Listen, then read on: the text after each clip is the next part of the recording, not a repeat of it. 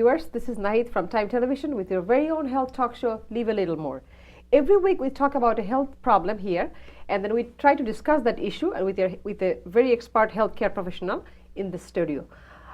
Last week we were talking about diabetes. That is a very complicated disease, and that is a chronic disease that we need to understand better, and we need to know how to habituate with this disease and how to compensate all other complications and everything having this disease and how to live a better life.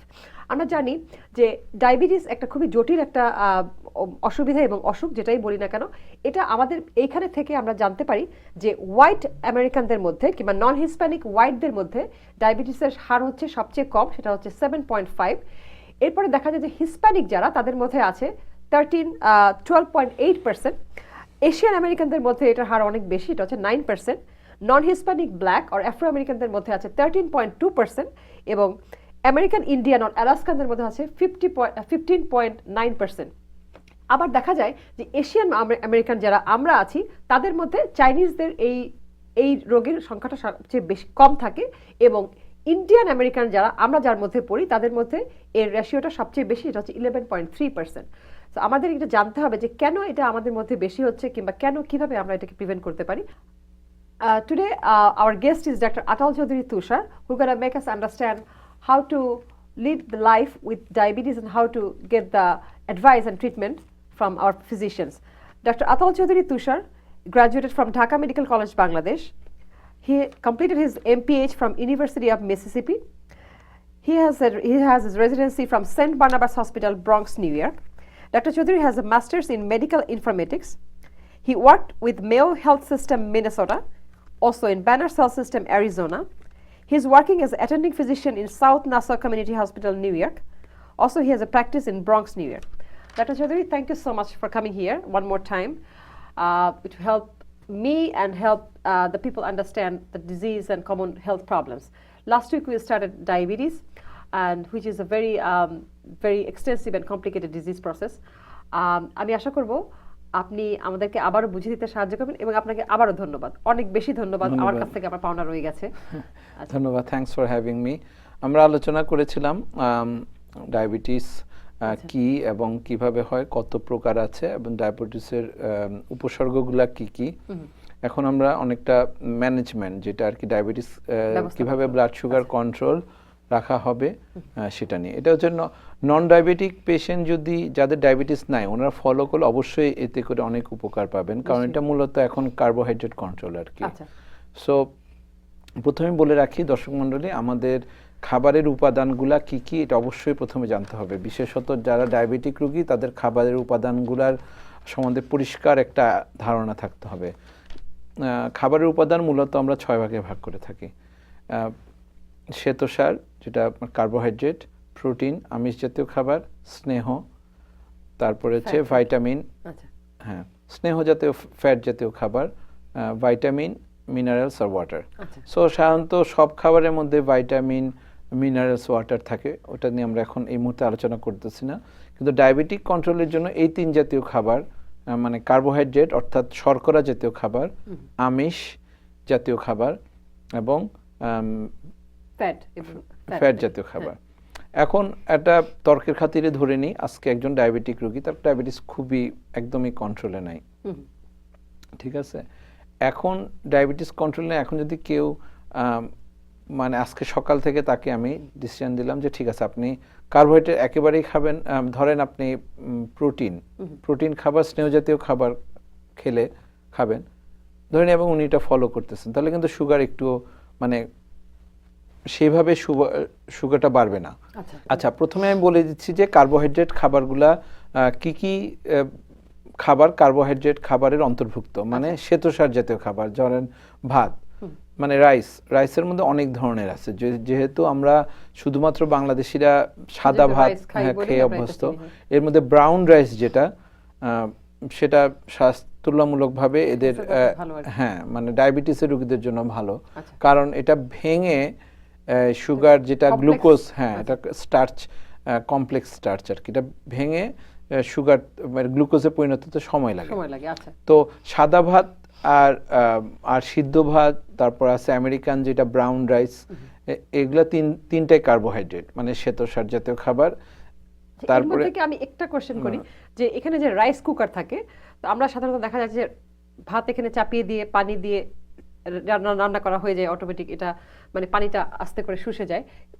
এই ভাতটা কি স্বাস্থ্যসম্মত, অথবা যেটা আমাদের দেশে করা হয় এখনো অনেকেই করে, যে আমরা কি বলে আমাদের যে মাড় বলে এটাকে, এটা স্টার্চটা আমরা ফেলে দিই, এই জিনিসটা কি কোনটা আসলে? এখানে আসলে এই ধরনের কোনো স্টাডি আছে বলে আমি জানি না। আচ্ছা, কারণ এখানে আমেরিকায় যদি কেউ রাইস খেয়ে থাকে, ওরা রাইস কুকারে রান্না করে।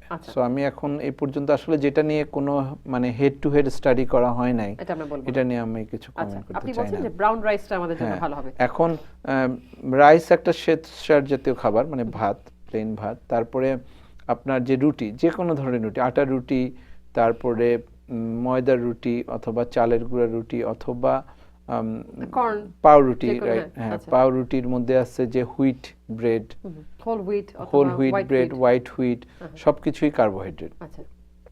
তারপরে কার্বোহাইড্রেটের মধ্যে আছে ধরেন রাইট মিল্কে কার্বোহাইড্রেট আছে, মিল্ক প্রোডাক্ট। তারপরে আপনার পাস্তা, অনেকেই রাইট, পাস্তা, নুডলস, যেগুলা ধরেন ময়দা আটা দিয়ে তৈরি হয়, সেগুলো তো কার্বোহাইড্রেট অবশ্যই। আর মিল্ক, যেমন মিষ্টি তো অবশ্যই কার্বোহাইড্রেট, এটা তো বলতেই হবে, সুগার জাতীয়, যে কোনো ধরনের সুগার জাতীয় খাবার।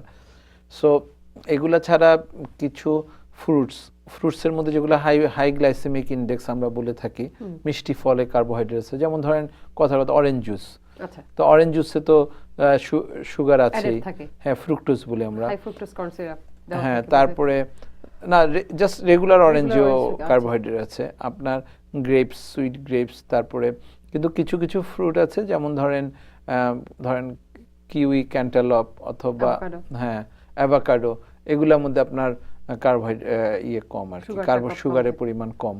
সো যদি খুব সিম্পল করতে চাই, তাহলে যেই ফলটা খেলে সুইট লাগে সেটা, মানে সেটার মধ্যে হ্যাঁ ডায়াবেটিক রোগীদের, সেটা যেমন কলার মধ্যে, কলা খাওয়া খারাপ না, কিন্তু এট এ টাইম হাফ কলা খেতে হবে, এই টাইপের আর কি।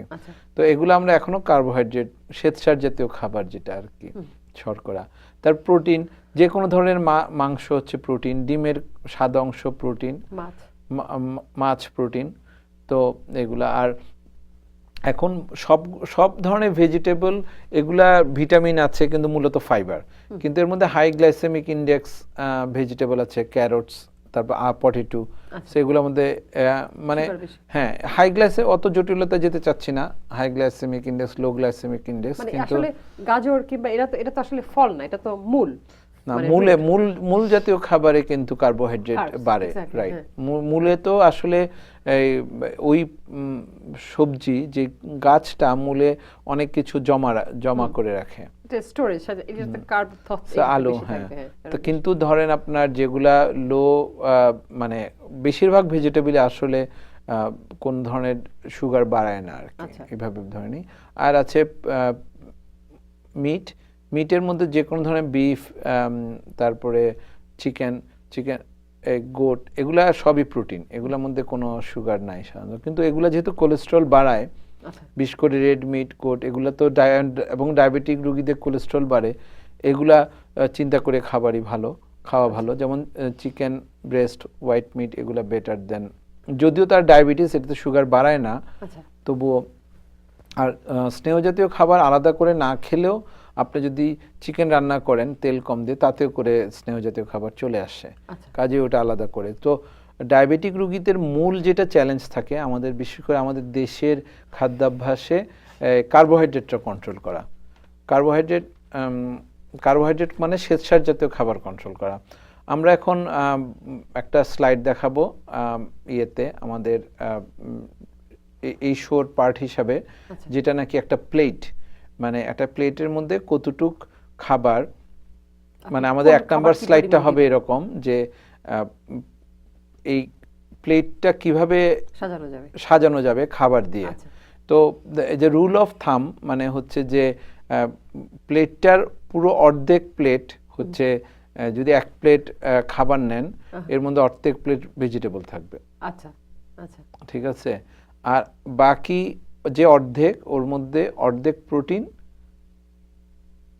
আর মানে তার মানে সিকি, মানে কোয়ার্টার হলো কোয়ার্টার হচ্ছে আপনার প্রোটিনের ফ্যাট আলাদা করে নেয়, প্রোটিনের সাথে ফ্যাট আসে, আর আর আরেক পোরশন হচ্ছে কার্বোহাইড্রেট। সো এটা হচ্ছে একটা খুব সিম্পল ওয়ে টু ডিভাইড। একটা ওয়ে যে কিভাবে বুঝবো আমরা। দর্শক, যেটা আমাদের আজকে এই পর্বতে যেটা আমরা বোঝাতে চেষ্টা করছি যে আমরা কিভাবে আমরা বুঝতে পারবো যে কিভাবে আমাদের খাদ্যাভ্যাসটা আমরা নিজেরা কন্ট্রোল করতে পারি এবং কিভাবে বুঝতে পারি।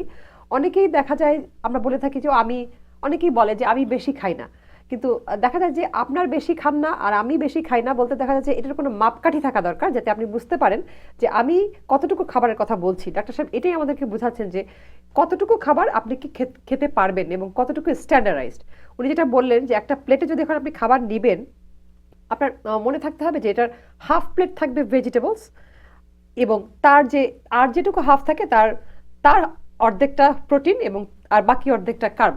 সুতরাং এটার পরিমাণটা কি পরিমাণ হয় আপনি? আচ্ছা, এখন মূলত আমি কার্বোহাইড্রেটে আসি। কার্বোহাইড্রেট একটা কথা আছে না যে এটা অনেকটা জামা কাপড়ের মতো, আমি ওভাবে চিন্তা করি। মানে ধরেন আপনি খুব ফ্যাশন সচেতন, রাইট? আপনি একটা কিনতে গেলেন, মানে একটা শার্ট বা একটা কামিজ, যেভাবেই হোক, প্যান্ট। এখন প্যান্ট তো সবাই কিন্তু এক সাইজ সবার জন্য খাটবে না, কারো 33, 34, 38, 50। খাবারও এরকম। খাবার আমি বলতে পারছি না যে 1800 ক্যালোরি হচ্ছে খাবারের মাপের ইউনিট। হ্যাঁ, 1800 ক্যালোরি সব ডায়াবেটিক রোগীদের 1800 ক্যালোরি, এটা না। আবার এটা পুরোটাই ডিপেন্ড করে ওই যে বললাম কাপড়ের সাইজ, তার লাইফস্টাইল। একজন ব্যাংক অফিসার বা একজন ইভেন ডাক্তার, সারাদিন আমরা বসেই থাকি, হ্যাঁ, তো তাদের জন্য একরকম। আর যে নাকি কনস্ট্রাকশন ওয়ার্কার, হ্যাঁ, তার যে উঠানামা করতেছে, দৌড়াদৌড়ি করতেছে, তার জন্য একরকম। তো আমি যতটুকু সম্ভব এটা সিম্পল রাখার চেষ্টা করব। ধরে নিই মানে বেশিরভাগ হ্যাঁ সেডেন্টারি ওয়ার্কার, এবং আমরা টার্গেট রাখবো যে 1800 ক্যালোরি আর কি। এর মধ্যে কিছুতেই এর অর্ধেক 900 ক্যালোরি বেশি কার্বোহাইড্রেটে আসা যাবে না আর কি। হ্যাঁ, এইটা 1 নাম্বার। 2 নাম্বার হচ্ছে কার্বোহাইড্রেটের মধ্যে ভাগ আছে অনেক ধরনের। যদি কার্বোহাইড্রেট মানে শর্করা জাতীয় খাবার খেতেই হয় যেগুলো কমপ্লেক্স স্টার্চ আর কি, ধরেন হুইট ব্রেড, হ্যাঁ হোল হুইট ব্রেড, লাল আটার রুটি, তারপরে মানে ব্রাউন রাইস, এগুলা। এখন কত পোরশন খাবেন এটাও খুব ইম্পর্টেন্ট। কার্বোহাইড্রেট 6 থেকে 11 সার্ভিং। এখন আমি একজন রোগীকে বলেছিলাম আপনি 4 সার্ভিং এর বেশি খাবেন না। তারপরে এটা বলার পর উনি চলে গেছেন, তা দেখি ব্লাড সুগারের যে রেকর্ড নিয়ে আসে অনেক হাই, 300-400। ডাক্তার আপনি যা বলছেন হুবহু তাই করতেছি। তো 4 সার্ভিং মানে কি? আমি তো প্রত্যেক দিন 4 প্লেট মানে ভাত খাই, মানে আসলে প্রত্যেক দিন নাকি প্রত্যেক বেলায় 4 প্লেট খায়। তা আমি বললাম যে আপনি 4 প্লেট তো বলি নাই, আপনি 4 প্লেট বলছেন। ওই যে সার্ভিং মানে 1 সার্ভিং কিন্তু 8 আউন্স অফ কাপ, মানে এই যে আমরা যে সোলার কাপগুলো আছে না চা খা, আস্তে আস্তে করে মাপটা নিজেরাই বুঝে ফেলেন এক সময়, দেখা যায় যে রাইট, এক্স্যাক্টলি। যে কোনো কিছুই যখন নতুন diabetic patient, it takes time to get used to it. যেমন ড্রাইভিং করতেছেন, আপনার প্রথমে খুব সচেতন এদিক ওদিক, তারপরে তো এক হাতে ড্রাইভিং করে হাতে টেক্সট করেন, তাই না? So it's like that. দর্শক, আমরা আলোচনা করছিলাম যে ডায়াবেটিসের ব্যবস্থাপত্র এবং কিভাবে আমরা পোর্শন কন্ট্রোল করতে পারি, আমাদের খাবারটা কিভাবে বিভাজন করতে পারি। এটা খুবই একটা চমৎকার একটা টপিক। আমি মনে করি যারা ডায়াবেটিক রোগী এবং যারা নন ডায়াবেটিক স্টিল, তাদের জন্য আমার মনে হয় যে এটা খুবই একটা ইম্পর্টেন্ট একটা বিষয়। বেশিরভাগ হচ্ছে এই ওয়েস্টার্ন ওয়ার্ল্ডে, যেখানে আমাদের প্রতিটা খাবারই খুব বেশি রকমের এনার্জি দিচ্ছে। তো আমার এই ক্ষেত্রে আমরা এই বিষয় নিয়ে আরো আলোচনা করব। আমরা একটু ব্রেক থেকে ঘুরে আসছি, ব্রেকের পরে আবার আপনাদের সঙ্গে থাকবো।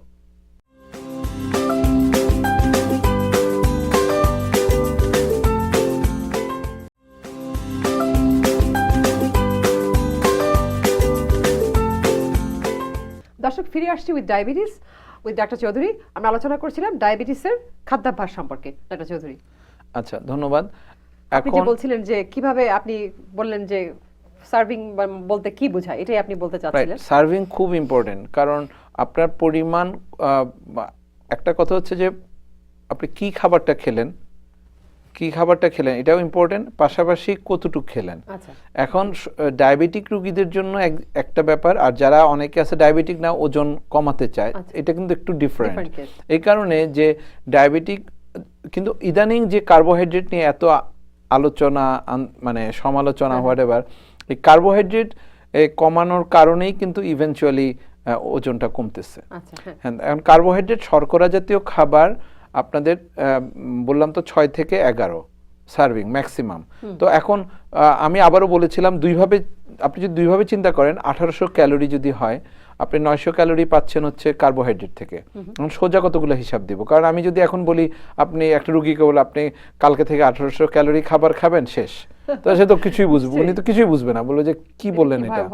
এখন যেমন ধরেন একটা আটার রুটি, এটা 80 থেকে 100 ক্যালোরি। হ্যাঁ, একটা হোয়াইট বা হোয়াইট ব্রেড মানে পাউরুটি স্লাইস 80 থেকে 100 ক্যালোরি, রাইট? এখন এই যে এক পিস ধরেন মিট, মানে যেটা আমরা আর কি স্ট্যান্ডার্ড সাইজ টুকরা, এটা 300-400 ক্যালোরি। এখন এক কাপ রাইস 100 ক্যালোরি। এখন এক কাপ বলতে মানে কিরকম কাপ? 8 আউন্সের। এখন কাপ মেপে তো সান্ধ্য খাওয়া হয় না, তো আমি অবশ্য না মুঠের না, you can do fist. Fist ধরেন এক ফিস্ট হচ্ছে এই 100 ক্যালোরি। এখন ফিস্ট, এখানে কথা আছে কার কত বড় ফিস্ট।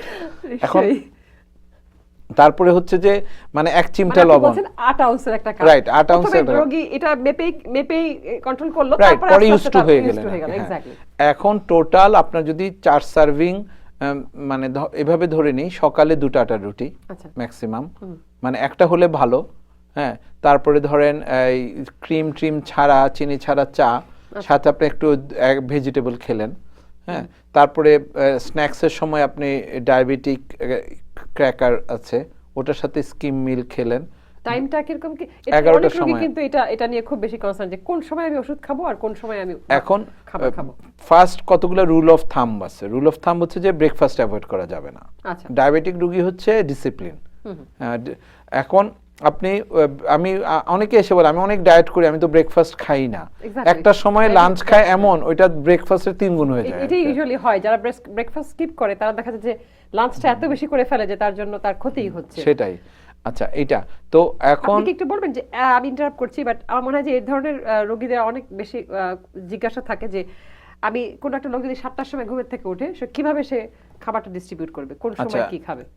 নরমাল মিল প্ল্যানগুলো এরকম হওয়া উচিত ডায়াবেটিক রোগীদের: ব্রেকফাস্ট, মিল্ক, হ্যাঁ, তারপর ধরে লাঞ্চ 1টা থেকে 2টা, ইভিনিং আপনি ইভিনিং যেটা snacks, and dinner around 8 to 9 to 10। হ্যাঁ, এখন ব্যাপারটা হচ্ছে এই খাবারের ডিস্ট্রিবিউশনটা সমানভাবে পরিমিতভাবে করতে হবে। একবেলা স্কিপ করলাম, আরেক বেলা বেশি খেলাম, এটা কিন্তু খুবই খারাপ ডায়াবেটিক। এতে সুগার ফ্ল্যাকচুয়েট করে, ওই যে কার্বোহাইড্রেট কন্ট্রোল করা যায় না, এই ধরনের। তো আমি একটা সিম্পল মিল প্ল্যান দিই। ধরেন আপনি যদি আগে যেটা বলছিলাম বাংলাদেশি স্টাইলে বলি আগে, হ্যাঁ, আপনি যারা সাধারণত একটু সিনিয়র কি এখন 50-র উপরে সিনিয়র, 65, ধরেন যারা সিনিয়র আমাদের, যারা 65, তারা তো বাসায় থাকেন মূলত। তো আপনি 2টা ব্রেড খেলেন, ভেজিটেবল, স্কিম মিল্ক, অথবা হ্যাঁ সকালে হাফ ব্যানানা, তারপরে মিল্কের এটার সাথে যখন আপনি 11টার সময় স্ন্যাক্স খাবেন, সেটা হচ্ছে ছোট বলে সিরিয়াল অথবা ইয়োগার্ট, অথবা ডায়াবেটিক ক্র্যাকারের সাথে milk or T, which is মানে স্কিম মিল্ক, অথবা হ্যাঁ 10টা-11টার দিকে। তারপরে লাঞ্চ। আমি সবাইকে বলি সাধারণত যারা কাজে থাকে লাঞ্চ ভাত না খেতে। হ্যাঁ, ইউজুয়ালি। সো ইদার আমেরিকান হলে তো খুবই সুবিধা, টুনা স্যান্ডউইচ। হ্যাঁ, যদি ভাত, আমি একটু ইন্টারাপ্ট করি, অনেকেই বলেন যে আমি ভাত না খেয়ে রুটি খাবো, তাহলে ডায়াবেটিসটা বেশি কন্ট্রোল থাকবে, এই কথাটা এটা কিছুটা অংশ ঠিক। দুইটা কারণে একটা হচ্ছে যে বিশেষ করে আটার রুটি কমপ্লেক্স স্টার্চ, মানে এটা হজম হতেও সময় লাগে। আপনি দেখবেন 2টা আটার রুটি খেয়ে ভাজি দিয়ে খেয়ে আপনি যদি ঢকঢক করে মানে পানি খান, দেখবেন you feel more filling then আপনি যদি ধরেন আপনি হোয়াইট রাইস খান আর কি, you can eat more white rice than bread, কিন্তু কার্বোহাইড্রেট এখানে বেশি দিচ্ছে। হ্যাঁ, আবার একটা সুবিধা হচ্ছে যে হোয়াইট রাইস হচ্ছে সিম্পল সুগার আর কি, ওটা অটোমেটিক আপনার গ্লুকোজ খুব তাড়াতাড়ি হ্যাঁ বাড়ায় দেয়, হাই গ্লাইসেমিক ইনডেক্স বলি আমরা। আমি যদি ব্রাউন রাইস খাচ্ছি তারপরে এটা তুলনামূলক। আর আপনি হুইট ব্রেড, বিশেষ করে হুইট ব্রেড খেলে এগুলা তো আপনাকে ব্রাঞ্চ কার্বোহাইড্রেট মানে স্টার্চ, সো ওগুলাকে আপনার সময় লাগে। হচ্ছে বৈজ্ঞানিক সায়েন্টিফিক ভাবে বললাম, কিন্তু মানে সাধারণ রোগীদের জন্য অনেক সময় তো আমরা এক্সপ্লেনই করি না। আপনার জানার দরকার আছে, খেতে বলছি খান। এখন এটা হচ্ছে যে ওষুধ, ডাক্তার সাহেব এই ওষুধ দিচ্ছেন কেন খাবো, আপনার জানার দরকার নাই, আপনি খেতে বলছি খান। এখন কারণ ব্যাখ্যা কেন এটা দেশি স্টাইলে, কারণ 3 ঘন্টায় 80 জন রোগী দেখবে। আপনি যদি এখন মেটফরমিনের মেকানিজম বা আপনি যদি গ্লাইবুরাইড এসব মেকানিজম বা বুঝে তাহলে আপনি তো 3টা রোগী কম মানে দেখবেন। রোগীরও নিজস্ব কিছু রেসপন্সিবিলিটি থাকা দরকার, এবং আমার মনে হয় এই দেশে তো বোধহয় অনেক কিছুই জানে। এটা ডিপেন্ড করে যে মানে ওনাদের ইয়েটা কতটুকু আর কি, মানে কনসেপচুয়াল মানে আপনার সোশিও ইকোনমিক এটা খুব স্ট্যাটাস এবং কতটুকু নলেজ। রাইট, আপনি কতটুকু, অনেকেই তো আছে যে বলে যে আমি তো খাবার বেশি খাই না, হ্যাঁ আমি আপনি কি এত ওজন বাড়লো কেন, বা আপনার এই কোলেস্ট্রল এত বেশি কেন, একদম এটা রিয়েল লাইফ স্টোরি। বলে আমি না কিছু খাই না, আমি আপনি তাহলে গরু গোস্ত খান, না না আমি গরু গোস্ত একদমই খাই না, তারপর একদমই খায় না, ভদ্র মহিলা 300 পাউন্ড, আচ্ছা, ও মাই হ্যাঁ 250 টু একদম মানে 300 পাউন্ড বাংলাদেশি, হ্যাঁ বাংলাদেশি। সো কিছুতেই মানে আমি বের করতে পারি না। উনি বলে যে না আপনি বিরিয়ানি, না না এগুলো আমার এগুলো ভালোই লাগে না, আমি এগুলো আপনি এগুলো কি বলতেছেন, তো এক পর্যায়ে কি খান, কালকে কি খেয়েছেন, তো বলছে আমি খুব ভর্তা পছন্দ করি, আচ্ছা হ্যাঁ তো শুটকি ভর্তা, কচুরলতি ভর্তা, আলু ভর্তা, মানে ধনেপাতা ভর্তা, ভর্তা। তো আপনি যখন চিন্তা করেন ভর্তা খান, সাথে কি খাচ্ছেন, অবশ্যই ভাত খাচ্ছেন, ভাত, রাইট। সো এমনি যদি আপনি আলু তো না নিজেই ইচ্ছা বুঝছি, কিন্তু আপনি ধরেন কেউ শুটকি মাছের ভর্তা খাচ্ছে, 95% food is rice. Exactly true. মানে আপনি যদি এখন আমেরিকান স্টাইলই খান, ধরেন ডাইনারে আপনি একটা স্যামন ফিশ, একটা ধরেন ভাত, একটু ম্যাশ পটেটো অথবা ভেজিটেবল, রাইট। কিন্তু আমাদের ওই যে ভদ্রমহিলার কথা বললাম, উনি 3 বেলায় ভাত খান, ব্রেকফাস্ট করেন ভাত দিয়ে, লাঞ্চ করেন ভাত দিয়ে, এবং হ্যাঁ এবং উনি ভাতের সাথে কোনোদিন চিকেন, মিট, কিছু ফিশও খান না, উনি ভর্তা খান। সো ভর্তা ইজ লাইক আ লাইক ধনে পাতার ভর্তা, তারপরে লাউয়ের হ্যাঁ লাউয়ের চামড়ার ভর্তা, এগুলা। সো আমি বলছি এগুলা খেলে আপনার কোনোদিন ওজন কমবে না, কারণ ভাত খেয়ে মোটা হয়ে যেতেছে মানে। এবং আমাদের এক্সট্রা কার্বোহাইড্রেট কিন্তু সব চর্বি আকারে জমা থাকে, যতটুকু লাগবে না তার বাইরেরটুকু আমাদের চর্বি আকারে জমা থাকে। That's true.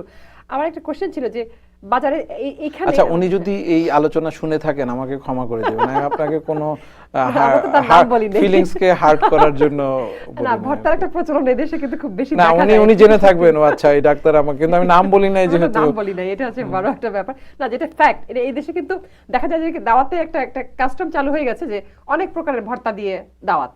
তো এই ক্ষেত্রে দেখা যায় যে মানুষ ভাবে যে আমি মাছ মাংস খাচ্ছি না, আমি তো ভালো জিনিস খাচ্ছি। আপনি যদি সে এক পিস আপনি চিকেন ব্রেস্ট খান, you are eating protein, right.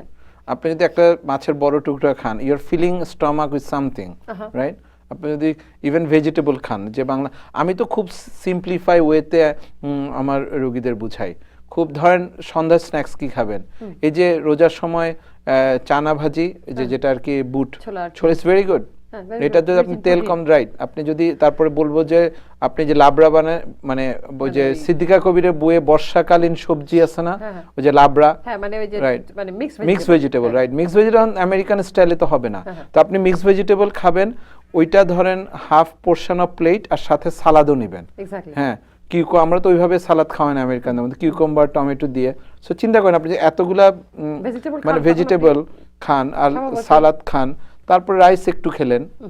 আসলে আমার মনে হয় যে আমাদের দেশে যে সোশিও ইকোনমিক যে ব্যবস্থা আমাদের দেশে, তার জন্য আমাদের মনে হয় যে প্রোটিন তো কম্পারেটিভলি এক্সপেন্সিভ, তখন আমাদের ওই কার্ব খাওয়াটার অভ্যাসটা হয়ে যায় ওখান থেকে। আমি এক জায়গায় যেন কোথায় দেখেছিলাম যে এখন অবশ্য সেই প্রবলেমটা নাই, এখানেও নাই, বাংলাদেশেও মানে চিকেন খুবই অ্যাভেলেবল। আরেকটা কি ধরেন, মানে এই ডায়াবেটিকের যত বই, মানে বুকলেট, মানে আমেরিকান ডায়াবেটিক অ্যাসোসিয়েশন, তারপরে আপনি যত ধরনের পত্রপত্রিকা, ইন্টারনেট, সবই হচ্ছে যে মানে আমেরিকান অথবা ওয়েস্টার্ন ফুডের সাথে। ধরেন আমি খুবই সোজা আমেরিকানদের বোঝানো আর কি, ডায়াবেটিক ডায়েট বোঝানো। ওকে, আমি সবসময় বলি থেকে তোমার যদি খুব খিদে লাগে, ধর টুনা স্যান্ডউইচ খাও হোয়াইট ব্রেড দিয়ে, হ্যাঁ, দুই slice tuna, 2 slice bread 200 calorie, আর টুনা হচ্ছে সে 25-30 ক্যালোরি। এখন if you still hungry, get the tuna, not the bread. So just you get the tuna fish. এখন আপনি কি বলবেন রোগীকে এখন টুনা ফিশ চামচ দিয়ে ইটস নট পসিবল, রাইট। খায় আসলে যে ক্যান যে থাকে, অনেকে কিন্তু স্ন্যাক্স হিসেবে খায়, রাইট। সো আমেরিকান লাইফস্টাইলে হ্যাজার্ড হচ্ছে যে ফাস্ট ফুড, কিন্তু যদি if you follow the guideline is easier. যেমন স্যামন, আপনি স্যামনের সাথে যদি আপনি ওই যে অ্যাসপারাগাস বা ওই যে বিনস খান, সবকিছু ভেজিটেবল খান, হ্যাঁ। একটু ম্যাশ পটেটো, হ্যাঁ। সো ইউ আর ইটিং পেট লেস ভরে যাচ্ছে। Less carbohydrate. হ্যাঁ, কিন্তু দেখা যাচ্ছে মাছটা অনেক পুরু এবং অনেক বড়। Exactly. আর আমাদের মাছে থাকে দুইটা ইলিশের স্লাইস তো খুবই চিকন, তাতে ভাত চলে ওই আসছে ভর্তার ভাত ওই ক্যালকুলেশনে এর চলে ভিতর আসে থেকে আর চলে কি। আসতেছে। মাছটা যে পরিমাণ হওয়ার কথা, আমেরিকানরা যে পরিমাণ খাচ্ছে, আমাদের তো সেই পরিমাণ মাছটা যাচ্ছে না, দেখা যাচ্ছে ভাতই বেশি হয়ে যাচ্ছে। That's very important. ডাক্তার, আমরা আমার মনে হয় যে ডায়াবেটিস মনে হয় শেষ করার মতো অবস্থায় আমরা বোধহয় এখনো আসিনি, কিন্তু না, আমার আই ক্যান অনেক টক বেশি- লাইক 5 hours স্ট্রেট। Exactly. কিন্তু পয়েন্ট হচ্ছে যে টেক হোম মেসেজ হচ্ছে যে আমি কয়েকটা মেনু দিয়ে দিই, সিম্পল মেনু, এবং it will work like magic. হ্যাঁ। ধরেন এই যে এখন যে আমরা স্লাইডটা দেখাবো এটাতে কি আছে, হ্যাঁ। আমরা স্লাইডে দেখাচ্ছি যে একটা চিকেন ব্রেস্ট, ধরেন এটা কাবাব, রাইট, চিকেনটি দেশি স্টাইলে চিকেন টিক্কা। টিক্কা কাবাব, সাথে প্রচুর সালাদ। আহা। এখানে কিন্তু কোনো কার্ব নাই। No. আপনি কিন্তু এটার সাথে হয়তোবা হাফ ব্রেড, স্লাইড 1/4 নান নিতে পারেন, বাট আপনি যদি চিন্তা করেন চিকেন কারি না, যেটা আপনি আর কি কুক করে তেল বের করে, ওইটা না, হ্যাঁ। You make it like a grill, Baked বা মানে যে grilled, চিকেন যে শাসলিক কাবাব যেটা হ্যাঁ, আছে হ্যাঁ। ওইটা 2 পিস নেন আপনি, Exactly. হ্যাঁ, and it lot of tomato, cucumber, everything. Salad Khan.